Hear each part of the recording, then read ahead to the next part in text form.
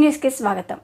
Celebrity society Soumika Samhith సంయుక్త ఆధ్వర్యంలో సెప్టెంబర్లో జరిగే తెలంగాణ కార్నివాల్ పోస్టర్ను ఆవిష్కరించిన ఆచార్య డాక్టర్ మద్దెల శివకుమార్, అందెల ఆనందరావు. తెలంగాణ రాష్ట్ర సంస్కృతి సంప్రదాయాలకు అద్దం పట్టే తెలంగాణ కార్నివాల్ నిర్వహణ అత్యద్భుతం, చారిత్రాత్మకం, మన రాష్ట్రానికే గర్వకారణమని అభ్యుదయ కళాసేవ సమితి రాష్ట్ర వ్యవస్థాపక అధ్యక్షులు ఆచార్య డాక్టర్ మద్దెల శివకుమార్ అన్నారు.